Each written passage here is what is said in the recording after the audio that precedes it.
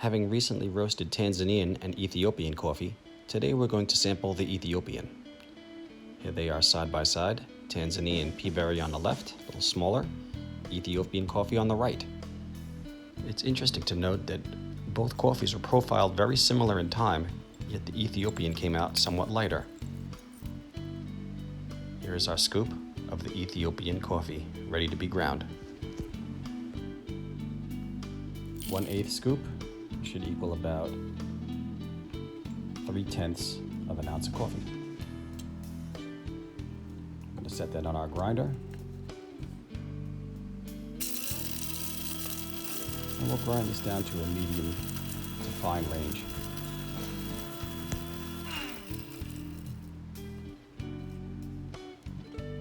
With sufficient grinding, we'll extract our product. Should be a medium to fine grind.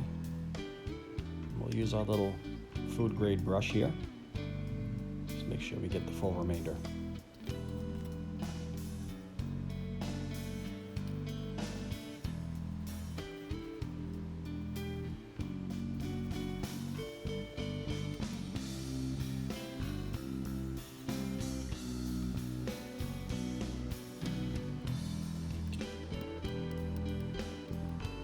With all of our Ethiopian ground, set that in a filter on a food grade scale.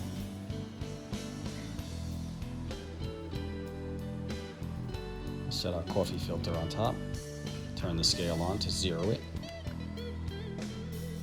With about 8 to 9 ounces of water, we're looking for about 3/10 of an ounce of coffee.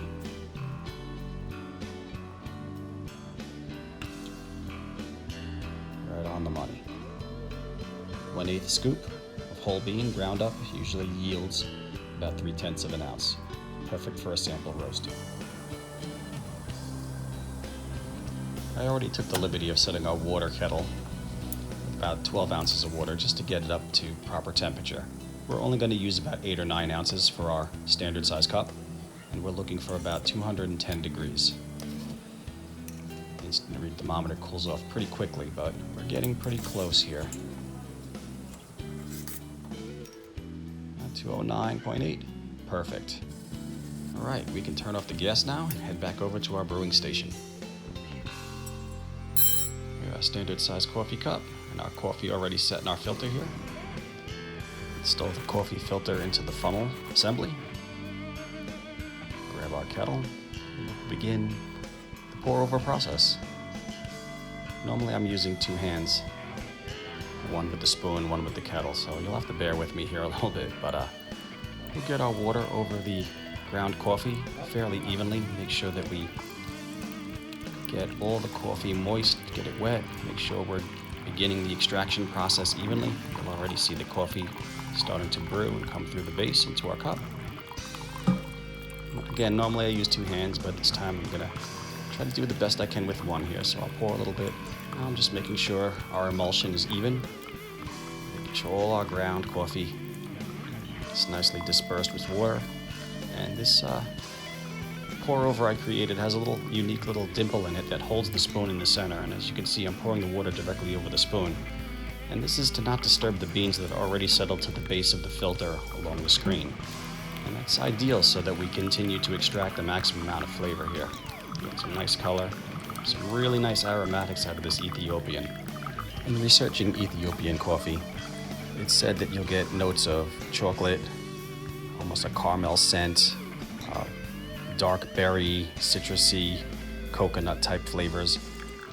Definitely picking up a lot of aromatics of cocoa and almost a butterscotch cream sweetness to it. Very nice. We're almost at the end of our brewing sample here. Most of the water is already receded through the filter, through the coffee. Getting the final little bits in here. And here's our final product, ready to be sampled. Some really nice color, some really nice aroma from it. Again, a lot of cocoa. Smells very vibrant. Like I said, a creamy sweetness coming out of it, but some really nice caramel color. That's pretty good. Again, two coffees profiled very similar in temperature and time, totally unique in geography, totally unique in physiology, totally unique in flavor. Both delicious.